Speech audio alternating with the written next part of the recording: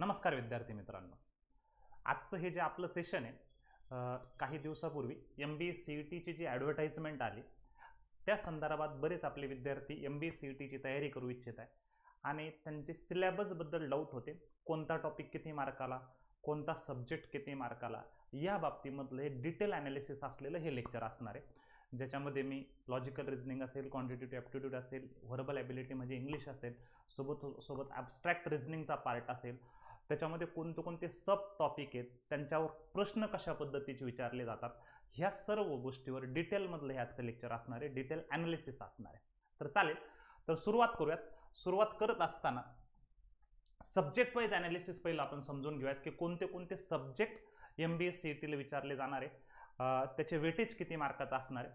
तर सुरुवात करत असताना की आता हे मागच्या 2-3 वर्षाचे जे पेपर पॅटर्न झाले, 2023 असेल, 2022 असेल किंवा त्याच्या अगोदर असेल, मागच्या 3-4 वर्षाचा ॲनालिसिस बघता एक मी थोडंसं ॲव्हरेज आउट करण्याचा प्रयत्न केला आहे. याच्यामध्ये ±5 मार्क, 10 मार्काचा तुम्ही ±5 मार्काचा डिफरन्स कन्सिडर करू शकता. म्हणजे सुरुवातीला मी असं म्हणेल लॉजिकल रिझनिंगचा जो पार्ट आहे, लॉजिकल रिझनिंगचा पार्ट हा 75 मार्कचा ॲव्हरेज 75. कधी कधी तो 85 पर्यंत पण गेलाय काही एक्झाममध्ये तो 70 पर्यंत पण आलाय. पण मी असं म्हणेल की ॲव्हरेज मागच्या 3-4 वर्षाचं जर आपण कन्सिडर करण्याचा प्रयत्न केला तर ते 75 मार्क्स राहिलेलं आहे.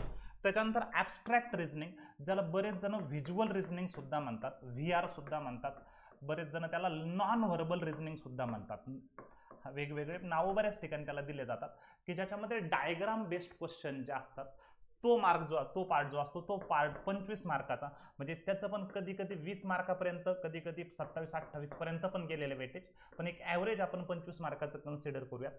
त्याच्यानंतर क्वांटिटेटिव्ह रिझनिंग म्हणतो आपण त्याला, क्वांटिटेटिव्ह ॲप्टिट्यूड पण म्हणलं जातं बऱ्याच वेळेस, बरेच जण त्याला क्वांटिटेटिव्ह रिझनिंग पण म्हणतात, बरेच जण त्याला मॅथ्स सुद्धा म्हणतात. आपण क्वांटिटेटिव्ह ॲप्टिट्यूड हा शब्द वापरूयात त्याच्यासाठी.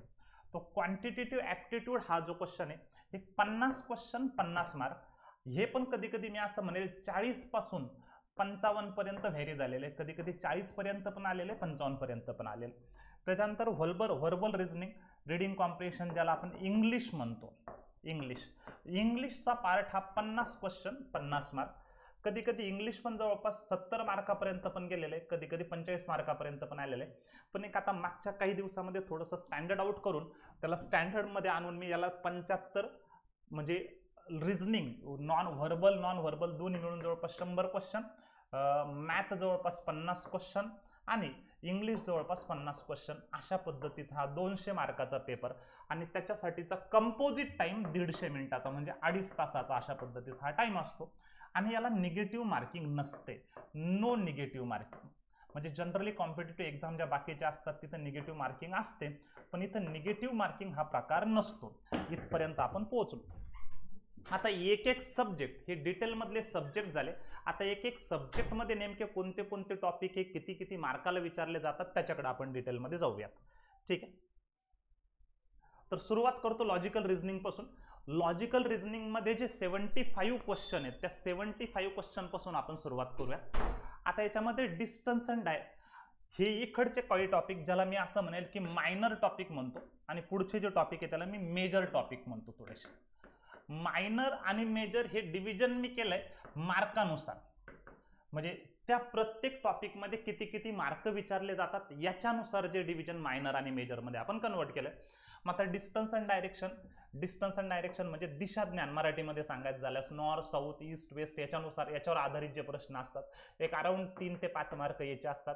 इनइक्वॅलिटी ज्याला आपण दुसरं कंपॅरिझन सुद्धा म्हणतो, कंपॅरिझन बेस्ड क्वेश्चन किंवा इनइक्वॅलिटी म्हणलं जातं. मग त्याच्यात वेगवेगळे प्रकारे कोडेड इनइक्वॅलिटी पण आहे, नॉर्मल इनइक्वॅलिटी पण आहे, याच्यावर त्याच्यानंतर रँकिंग अरेंजमेंट नावाचा प्रकार पण असतो त्याच्यामध्ये. अशा पद्धतीचे जवळपास 3 ते 5 मार्क याचे विचारले जातात. कोडिंग डिकोडिंग, मग आता कोडिंग डिकोडिंगमध्ये बरेच प्रकार आहे, चायनीज कोडिंग आहे, कंडिशनल कोडिंग आहे, कोडिंगच्या आणखी सेंटेन्स टू सेंटेन्स कोडिंग आहे, एखाद्या अल्फाबेटला दुसऱ्या अल्फाबेटनं कोड करणं, असे वेगवेगळे 3-4 प्रकार. त्याच्यापैकी कोणता तरी एक प्रकार जनरली विचारला जातो आणि हा प्रकार जवळपास 5 ते 8 मार्कापर्यंत विचारला जातो. त्याच्यानंतर अल्फा न्यूमरिक सिरीज नावाचा एक प्रकार असतो, म्हणजे अल्फाबेट, सिम्बॉल, नंबर, मिक्स अशा टाईपच्या काही सिरीज असतात. त्या सिरीजला जवळपास 3 ते 5 मार्काचं वेटेज याचं पण असतं. इनपुट आउटपुट मागच्या 2-3 एक्झामपासून विचारला जातो, त्याच्या अगोदर तेवढा नव्हता विचारला जायचा, पण 2022च्या एक्झाममध्ये होता, 2020च्या एक्झाममध्ये होता ते विषय. पण इनपुट आउटपुट विचारल्या जाते. आता काही शिफ्टला होतं, काही शिफ्टला नव्हतं. आता बरेच जण म्हणतील आमच्या शिफ्टला होतं. आता MBCETची एक्झाम जी ऑनलाईन जेव्हापासून होती त्यावेळेस ती शिफ्टमध्ये 2, 3, 4 शिफ्टमध्ये एक्झाम होते. मग काही शिफ्टला हे टॉपिक असतात, काही शिफ्टला ते टॉपिक असतात, पण काही शिफ्टला इनपुट आउटपुट विचारलं होतं आणि ते इनपुट आउटपुट 5 मार्काला विचारलं गेलेलं होतं. त्याच्यानंतर ब्लड रिलेशनला बऱ्यापैकी वेटेज असतं याच्यात. मग कोडेड ब्लड रिलेशन पण आणि नॉर्मल ब्लड रिलेशन पण हा टॉपिक जवळपास 5 ते 8 मार्कापर्यंत विचारला जातो. सिलॉजिझम याचं आता ब्लड रिलेशनला बऱ्यापैकी चांगला टॉपिक म्हणेल, मेजर वेटेज असलेल्यापैकी टॉपिक म्हणजे सिलॉजिझमचे 3 ते 5 मार्क विचारले जातात.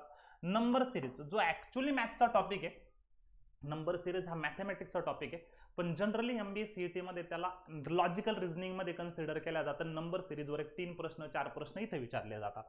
ठीक आहे. त्याच्यानंतर पुढे जाऊ, अल्फाबेट सिरीज म्हणजे जे कोडिंग सिम्बॉल म्हणजे आपण एच्या पुढचा बी, बीच्या पुढचा सी, जसं नंबर आहेत नंबरच्या सेम टू सेम नंबर सारख्याच अल्फाबेट सिरीज सुद्धा बनवल्या जातात. जिथं फक्त नंबरमध्ये 1 2 3 4 हे आकडे असतील तर अल्फाबेट सिरीजमध्ये तेच ABCDच्या स्वरूपात विचारल्या जातं. याच्यावर 2 प्रश्न 3 प्रश्न इथे विचारले जातात. क्लॉक अँड कॅलेंडरवर 1 किंवा 2 प्रश्न याच्यावर कधी कधी विचारलाय, कधी कधी नाही विचारलाय. त्याच्यानंतर डेटा सफिशियन्सी पण एक मेजर टॉपिक आहे की ज्याच्यावर कमीत कमी 5 प्रश्न तरी विचारले जातात. मिसलेनियस रिझनिंग म्हणजे पेअर फाइंड आउट वगैरे करा, याच्यावर 1 किंवा 2 प्रश्न असे. मग तुम्ही असाल एवढे सगळे टॉपिक प्रत्येक शिफ्टमध्ये येतील का नाही? मग याच्यातले काही टॉपिक काही शिफ्टमध्ये असतात, काही शिफ्टमध्ये नसतात. म्हणजे ओव्हरऑल आता 75 मार्काचं डिव्हिजन करत असताना मी असे म्हणेल की हे जे 75 मार्काचं डिव्हिजन हे इकडचे जे टॉपिक लिहिले मी, हे टॉपिक मिळून जवळपास 40 मार्क आणि इकडचे टॉपिक जे लिहिले हे टॉपिक मिळून जवळपास 35 मार्क. मग आता 35 मध्ये टॉपिक येत असताना हे जे आपल्याला दिसत आहे एवढ्यापैकी 35 मार्क याच्यातून कव्हर होतील, तर 40 मार्क याच्यातून कव्हर होतील, एवढं लक्षात घ्या. मग तुम्ही असाल आता त्याच्यात तुम्ही इकडे कन्सिडर करा सिटिंग अरेंजमेंट जवळपास 10 ते 15 मार्क, पझल जवळपास 10 ते 15 मार्क आणि क्रिटिकल रिझनिंग ज्याला आपण हायर रिझनिंग सुद्धा म्हणतो, हायर रिझनिंग सुद्धा जवळपास 10 ते 15 मार्क. आता हायर रिझनिंग मध्ये वेगवेगळे टॉपिक आहेत. कॉजेस अँड इफेक्ट आहे, कोर्सेस ऑफ ऍक्शन आहे, स्टेटमेंट अँड अजम्पशन आहे, स्टेटमेंट अँड आर्ग्युमेंट आहे, कन्क्लुजन फ्रॉम पॅसेज आहे, इन्फरन्स आहे, डिसिजन मेकिंग स्किलवरले. आता MBAला याच्यावर बऱ्यापैकी कधी कधी 20 मार्क 25 मार्क पण याच्यावर विचारले गेलेले आहेत. म्हणजे हा बऱ्यापैकी आवडीचा टॉपिक आहे MBACETचा. कमीत कमी 15 मार्क, 15 म्हणजे खूपच लो लेवलला जर जायचं झालं तर 10 पेक्षा कमी तर जातच नाही. पण मी असं म्हणेल 15च्या आसपासचं एक ॲव्हरेज मागच्या काही एक्झाममध्ये मागच्या 2-3 वर्षापासून याच्यामध्ये राहिलेलं आहे. आता सिटिंग अरेंजमेंट आणि पझल पण जवळपास 10 मार्क 15 मार्क 10 मार्क 15 मार्क. मग सिटिंग अरेंजमेंटमध्ये पण बरेच आपल्याला व्हरायटी पाहायला भेटतील, बरेच टाईप पाहायला भेटतील. जर sitting arrangement circular sitting arrangement आहे, लिनियर सिटिंग अरेंजमेंट आहे, पॅरलल रो सिटिंग अरेंजमेंट आहे, त्याच्यानंतर स्क्वेअर आहे, रेक्टँगल आहे. त्याच्यापैकी कोणते तरी 2 प्रकार आपल्याला विचारले जातील. पझलमध्ये पण बरेच आहे, तुम्हाला डे बेस्ड पझल आहे, हाईट बेस्ड पझल आहे, बॉक्स बेस्ड पझल आहे, फ्लोअरवर आधारित पझल आहे, सगळे पझल. मग त्याच्यातले कोणते तरी 2 किंवा 3 व्हरायटी तुम्हाला इथं पाहायला भेटते. म्हणजे असं मिळून हे 75 मार्काचं वेटेज केलं. आता हा झाला 75 मार्काचा रिझनिंगचा पेपर. याच्यासोबत आता हे लॉजिकल रिझनिंग झालं. दुसरं म्हणजे आपण ज्याला म्हणतो व्हिज्युअल रिझनिंग म्हणा किंवा अब्स्ट्रॅक्ट रिझनिंग म्हणा किंवा नॉन व्हर्बल रिझनिंग म्हणा. आता हा प्रकार पण विचारला जातो की प्युअर डायग्रामवर आधारित क्वेश्चन असतात. म्हणजे तुम्ही 4थीला 7वीला 5वीला स्कॉलरशिपच्या एक्झाम पाहिलेल्या असतील, त्याच्यामध्ये तुम्हाला हे जे अशा टाईपचे डायग्रामचे क्वेश्चन दिलेले असतात. हे असं काहीतरी दिलं आहे, पुढचे डायग्राम दिले, त्याच्यामध्ये त्याच्या पुढचे डायग्राम दिले, अशा पद्धतीचे. मग आता ह्याच्यात बऱ्याच व्हरायटी आहेत. ते डायग्रामचे क्वेश्चन म्हणजे ते डायग्रामवर आधारित डायरेक्ट तुम्हाला 25 क्वेश्चन कमीत कमी पाहायला मिळणार आहेत. मग त्याच्यामध्ये त्या डायग्राममध्ये सिरीजवर आधारित क्वेश्चन असतात, ॲनॉलॉजीवर आधारित असतात, ऑड मॅन आउटवर आधारित असतात, वेगवेगळे. सिरीज हा त्यांचा फेवरेट प्रकार आहे. सिरीजवर जवळपास 10 ते 12 क्वेश्चन, ॲनॉलॉजीवर जवळपास 6-7 क्वेश्चन आणि ऑड मॅन आउटवर 6-7 क्वेश्चन. असे इथे 25 क्वेश्चन ॲब्स्ट्रॅक्ट रिझनिंगचे तुम्हाला येणार आहे. म्हणजे ॲब्स्ट्रॅक्ट रिझनिंग ज्याला आपण व्हर्बल नॉन व्हर्बल रिझनिंग म्हणतो ते रिझनिंग आणि नॉर्मल लॉजिकल रिझनिंग असं मिळून जवळपास तुमचं जे वेटेज होणार आहे परीक्षेमध्ये ते वेटेज होते जवळपास 100 मार्काचं. कमी जास्त थोडेफार त्याच्यात तुम्ही 5 मार्क 10 मार्क कमी जास्त करू शकता, पण एक ॲव्हरेज आउट कन्सिडर करता 100 मार्काचं वेटेज होईल. ओके. त्याच्यानंतर पुढे जाऊयात. पुढे जात असताना क्वांटिटेटिव्ह ॲप्टिट्यूड म्हणजे मॅथ म्हणतो आपण त्याला. आता क्वांटिटेटिव्ह ॲप्टिट्यूड जवळपास तुमचं 50 मार्काचं एक अप्रॉक्सिमेट. मग आता 50 मार्कामध्ये नेमकं काय काय विचारलं जाणार आहे, कसं कसं विचारलं जाणार आहे. ॲक्च्युली नंबर सिरीज हा टॉपिक मी रिझनिंगमध्ये टाकला. त्याच्यात क्वाड्रॅटिक इक्वेशन म्हणजे जे आपण बँकिंग लँग्वेजमध्ये ज्याला व्हेरिएबल वगैरे म्हणतो, कंपॅरिझन ऑफ व्हेरिएबलचा पार्ट म्हणतो. म्हणजे एक्सची व्हॅल्यू काढा, वायची व्हॅल्यू काढा, इक्वेशनच्या आधारित, क्वाड्रॅटिकवर आधारित, मग त्याच्यानंतर त्यांचं कंपॅरिझन करा, हा प्रकार. त्याच्यानंतर DI डेटा इंटरप्रिटेशन म्हणतो. मग डेटा इंटरप्रिटेशनमध्ये पाय चार्ट आला, टेबल चार्ट आला, लाईन ग्राफ आला, बार ग्राफ आला. आता याच्यावर एक अराउंड 5 क्वेश्चन येतात. याच्यावर जवळपास मी असं म्हणलं एक 10 ते 15 क्वेश्चन याच्यावर येतात. सिम्प्लिफिकेशन आणि अप्रॉक्सिमेशन हे 2 टॉपिक मी ऑर मध्ये लिहितो एकमेकांना. हा कधी काही शिफ्टला हा येतो तर काही शिफ्टला हा येतो. याच्यावर जवळपास 5 ते 7 क्वेश्चन येतात. म्हणजे जवळपास मी असं म्हणेल हे 5 आणि 10, 15 आणि 5 20 ते 25 क्वेश्चन, 20 ते 25 क्वेश्चन ह्या 2-3 टॉपिकमधून, आणि मग उरलेले 20 ते 25 क्वेश्चन अरिथमॅटिकमधून विचारले जातात. आता अरिथमॅटिकमध्ये नेमकं काय काय येतं? अरिथमॅटिक म्हणजे आपल्या नॉर्मल लँग्वेजमध्ये आपण ज्याला कमर्शियल मॅथ म्हणतो, म्हणजे बाकीचे सगळे टॉपिक आले. आता तुम्ही म्हणसाल हा स्टँडर्ड प्रकार आहे का? नाही. आता कधी कधी असं झालंय की DI कमी केलं, सिम्प्लिफिकेशन कमी केलं, क्वाड्रॅटिक कमी केलं आणि अरिथमॅटिक वाढवलं. कधी कधी हे DI वाढवलं, क्वाड्रॅटिक वाढवलं, सिम्प्लिफिकेशन वाढवलं आणि अरिथमॅटिक कमी केलं. मग थोडंफार याच्यामध्ये बॅलन्स करण्याचा प्रयत्न असतो. म्हणजे हेच वेटेज कधी कधी 20-25 पासून 10-15 वर येईल, कधी कधी हेच वेटेज 20-25 पासून 30-35 पर्यंत पण गेलेलं आहे. म्हणजे शिफ्ट टू शिफ्ट पण व्हॅरी झालेलं आहे. त्याच्यानंतर मी असं म्हणेल इयर टू इयर सुद्धा थोडंफार व्हॅरी झालेलं आहे.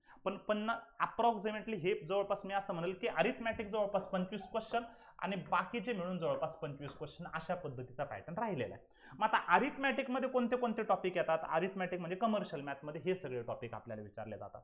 मग त्याच्यामध्ये पर्सेंटेज बेस्ड टॉपिक आहे. त्याच्यात पर्सेंटेज बेस्ड टॉपिकमध्ये मी असं म्हणेल की तुमचा पर्सेंटेज आला, प्रॉफिट अँड लॉस झाला, पर्सेंटेज आहे, प्रॉफिट अँड लॉस आहे, सिंपल इंटरेस्ट, कंपाऊंड इंटरेस्ट आहे. मग आता हे त्याच्यानंतर 1, 2, तर त्याच्यानंतर एजेस अँड ॲव्हरेज आहे, ratio, partnership, mixture and allegation आहे. त्याच्यानंतर time speed distance, problem on train, problem on boards, time and work, pipeline system, mensuration, थोडाफार नंबर सिस्टमवर आधारित. त्यानंतर SCF, LCF. आता याच्यात डेटा सफिशियन्सी जसं रिझनिंगमध्ये असतं का तसंच मॅथमध्ये पण असतं, आणि याच्यात जवळपास 5 क्वेश्चन याच्यावर विचारले जाण्याचा स्कोप असतो मॅथमध्ये. डेटा सफिशियन्सी दोन्हीकडे जवळपास मी असं म्हणाल की 4 ते 5 क्वेश्चन इथून, आणि मग बाकी सगळ्या टॉपिकचे 1-1, 2-2 क्वेश्चन. मग आता 1-1, 2-2 म्हणजे कसं? पर्सेंटेजवर एखादा, प्रॉफिट अँड लॉसवर एखादा, प्रॉफिट अँड लॉसमध्ये डिस्काउंट नावाचा प्रकार येतो, डिस्काउंटवर एखादा प्रश्न विचारला जातो. मग सिंपल इंटरेस्टवर एखादा, कंपाऊंड इंटरेस्टवर एखादा, एजेसवर एखादा, ॲव्हरेजवर एखादा. मग रेशोमध्ये 2-3 प्रकार आहेत, पार्टनरशिपवर एखादा विचारतील, मिक्सचरवर एखादा विचारतील, ॲलिगेशनवर एखादा विचारतील. मेन्सुरेशनमध्ये पण 2-3 प्रकार आहे, म्हणजे 2D डायग्राम आहे, 3D डायग्राम आहे, त्याच्यात 1-1, 2-2 प्रकार त्याच्यावर. मग आता टाइम अँड वर्कवर एखादा, प्राईम सिस्टमवर एखादा. म्हणजे असं मिळून हे सगळं अरिथमॅटिक मिळून जवळपास मी असं म्हणेल की 25 मार्काचं वेटेज अरिथमॅटिक मधून कन्सिडर करा तुम्ही. म्हणजे मॅथचे जे टोटल 50 क्वेश्चन आहे, 50 क्वेश्चन मध्ये अरिथमॅटिक जवळपास 25, त्याच्यानंतर DI, सिम्प्लिफिकेशन, अप्रॉक्सिमेशन, त्याच्यानंतर असं म्हणेल मी कंपॅरिझन ऑफ व्हेरिएबल, हे मिळून जवळपास 25. म्हणजे अशा पद्धतीचं वेटेज आहे. मग याच्यामध्ये थोडंफार अपडाऊन करून काही ठिकाणी बॅलन्स करण्याचा प्रयत्न केलेला आहे. ठीक आहे, इथपर्यंत आलो. त्याच्यानंतर पुढच्या सब्जेक्टकडे जाऊयात. पुढचा सब्जेक्ट म्हणजे आपला रिडिंग कॉम्प्रिहेन्शन म्हणा, किंवा त्याला व्हर्बल ॲबिलिटी म्हणा, किंवा इंग्लिश म्हणा. ठीक आहे, आता हा टॉपिक जवळपास तुमचा 50 मार्काला. काही एक्झाममध्ये असं करण्याचा प्रयत्न केलाय त्यांनी की रिडिंग कॉम्प्रिहेन्शन इंग्लिशचं वेटेज बऱ्यापैकी वाढवलं, जवळपास 70 पर्यंत नेलं, रिझनिंगचं पण वाढवलं, मॅथ्सचं कमी केलं, काही ठिकाणी रिझनिंगचं कमी केलं, मॅथ्सचं कमी केलं, इंग्लिशचं वाढवलं. म्हणजे 3 सब्जेक्टमध्ये थोडंफार बॅलन्स करण्याचा प्रयत्न करताय. आता तुम्ही मसाल स्टँडर्ड तुम्ही 75-25 म्हणताय, हो त्याला मी स्टँडर्ड एक ॲव्हरेज आउट करण्याचा प्रयत्न केलाय, पण कमी जास्त होतं, एवढं लक्षात घ्या. ठीक आहे, मग आता इंग्लिशमध्ये कोणते प्रकार आहेत? पहिला सर्वात महत्त्वाचा आवडता प्रकार म्हणजे त्यांचा रिडिंग कॉम्प्रिहेन्शन म्हणजे आरसी पॅसेज. मग आरसी पॅसेजचे मिळून 2 किंवा 3 आरसी पॅसेज आणि प्रत्येक याच्यावर 5-6 क्वेश्चन, म्हणजे असं जवळपास 12 ते 15 क्वेश्चन, जवळपास कधी 15 ते 20 क्वेश्चन पर्यंत पण आरसी मधून विचारल्या जातात. मग रिडिंग कॉम्प्रिहेन्शनमध्ये, आता रिडिंग कॉम्प्रिहेन्शनमध्ये जे पॅसेज जनरली विचारले जातात त्यांचा बऱ्यापैकी जो झोन असतो तो बिझनेस रिलेटेड ॲक्टिव्हिटीवर असतो, मॅनेजमेंट रिलेटेड ॲक्टिव्हिटीवर असतो, सायन्स रिलेटेड ॲक्टिव्हिटीवर असतो. म्हणजे मेजर फोकस हा बिझनेस मॅनेजमेंट याच्यावर आधारित पॅसेज असतो. त्याच्यानंतर काही ग्रामर बेस्ड क्वेश्चन पण असतात, म्हणजे प्युअर ग्रामर नाही राहत, तर मी असं म्हणलं ग्रामरचा वापर कसा करावा, ग्रामरचं ॲप्लिकेशन कसं करावं याच्यावर आधारित काही प्युअर काही ग्रामर बेस्ड क्वेश्चन असतात. म्हणजे ज्याच्यामध्ये फिल इन द ब्लँकचा प्रकार झाला, टेन्सेसचा प्रकार झाला, प्रिपोजिशनचा प्रकार झाला, एरर डिटेक्शन आहे, सेंटेन्स कम्प्लिशन आहे. याच्यावर डायरेक्ट क्वेश्चन आपल्याला युसेजवर आधारित आहे, ॲप्लिकेशनवर आधारित विचारले जाणार. जवळपास 9 ते 10 क्वेश्चन इथून येतील. नंतर व्होकॅब्युलरीमध्ये जात असतात सिनोनिम, अँटोनिम. आता सिनोनिम, अँटोनिम तुमचे आरसी पॅसेजेसमध्ये पण विचारले जातात, नॉर्मली वेगवेगळे पण विचारले जातात. त्याच्या स्पेलिंग एररचा नावाचा प्रकार पण येतो. Inappropriate use of word in sentence, म्हणजे एखादा वर्ड चुकीच्या पद्धतीने दिलेला आहे, तो चुकीच्या पद्धतीने दिलेला वर्ड आपण करेक्ट करून वापरायचा आहे किंवा त्याला रिप्लेसमेंट करायची. म्हणजे तुमची व्होकॅब्युलरी किती चांगली, एकंदरीत तुमचं इंग्लिश भाषेचं नॉलेज किती चांगलं हे चेक करण्याचा प्रयत्न केला जातो. इथून जवळपास तुमचे 15च्या आसपास क्वेश्चन इथे विचारले जातात. त्याच्यानंतर पॅरा कंप्लिशन, म्हणजे choose the correct option to complete the given paragraph. म्हणजे तुम्हाला एखादं वाक्य दिलेलं, एखादी लाईन दिलेली, त्याच्यामध्ये काहीतरी तुमचं मिसिंग दिलेली इन्फॉर्मेशन, ते म्हणजे त्या मिसिंग इन्फॉर्मेशनमध्ये तुम्हाला एखादं वाक्य ठेवायचं, एखादी फ्रेज ठेवायची, एखादा शब्द ठेवायचा, म्हणजे तो कंप्लीट करायचा. म्हणजे लँग्वेज, एकंदरीत तुमची लँग्वेजवर कमांड कशा पद्धतीची हे चेक करण्याचा प्रयत्न इथून केला जातो आणि ते जवळपास 5 ते 8 मार्क. त्याच्यानंतर पॅराजंबल, त्याच्यानंतर मी असं म्हणेल की क्लोज टेस्ट नावाचा प्रकार, हे 5-8 मार्क झाले. क्लोज टेस्ट म्हणजेच आपण म्हणू शकतो की जो पॅराग्राफ दिलाय तो कंप्लीट करा, त्यालाच क्लोज टेस्ट म्हणलं जातं. त्याच्यानंतर पॅराजंबल आहे, पॅराजंबल 5-8, इथून 5 ते 8 मार्क, इथून 5 ते 8 मार्क. म्हणजे एकंदरीत जे इंग्लिश आहे, जे बँकिंगचे परीक्षा देणारे जे विद्यार्थी, एकंदरीत बँक एक्झाम सारखंच इंग्लिश इथं सुद्धा विचारलं जातं आणि इथं टोटल 50 क्वेश्चन ह्याच्या असणार आहे. ओके, अशा पद्धतीने हे 4 सब्जेक्ट आहेत. मी असं म्हणेल टू बी समराईज करत असताना लॉजिकल रिझनिंग, ज्याच्यामध्ये मेजर फोकस, लॉजिकल रिझनिंगमध्ये मेजर फोकस हा सिटिंग अरेंजमेंट आणि पझलवर आणि सोबत क्रिटिकल रिझनिंगवर, हायर रिझनिंगवर असतो. त्याच्यानंतर ॲब्स्ट्रॅक्ट रिझनिंगमध्ये मेजर फोकस, म्हणजे नॉन व्हर्बल रिझनिंगमध्ये मेजर फोकस हा सिरीज कंप्लिशनवर असतो. त्याच्यानंतर जर जायचं झालं तर ॲप्टिट्यूडमध्ये, क्वांटमध्ये मेजर फोकस हा अरिथमॅटिकवर असतो, म्हणजे कमर्शियल मॅथवर असतो बऱ्यापैकी. त्याच्यानंतर इंग्लिशमध्ये मेजर फोकस हा आरसीवर असतो. अशा पद्धतीनं हा पेपर असतो. म्हणजे एवढ्यात जर एकंदरीत मी असं म्हणलं की बँक एक्झामच्या जवळपास 80% 90% हा सिलेबस मॅच होतो, एवढं मी सांगेन. म्हणजे जे लोक बँक एक्झामची तयारी करतायत त्यांना जर सोबत MBA-CETची तयारी करायची, MBA-CETचा पेपर द्यायचा आहे, तर बऱ्यापैकी त्यांना असं खूप काही वेगळं तयारी करायची गरज नाही. बँक एक्झामची तयारी झाली म्हणजे जवळपास मी असं म्हणेल की 80% 90% तुमची MBA-CETची सुद्धा तयारी झालेली आहे. होप ह्या व्हिडिओमधून तुम्हाला सिलेबसची व्यवस्थित डिटेल आयडिया आली असावी आणि जे लोक तयारी करतील त्या लोकांना याच्या माध्यमातून बऱ्यापैकी हेल्प होईल अशी अपेक्षा करतो. याच्या व्यतिरिक्त तुम्हाला ह्या व्हिडिओच्या बाबतीत माध्यमातून काही डाऊट असतील की सिलेबसबद्दल असेल किंवा आणखी काही असेल, MBA-CET बद्दल काही डाऊट असेल तर तुम्ही कमेंट सेक्शनमध्ये तुमच्या कमेंट टाकू शकता. त्या कमेंटवर आधारित काही आम्ही नवीन व्हिडिओ घेऊन तुमच्यासमोर पुन्हा उपस्थित होऊ. चालेल, thank you very much, bye bye.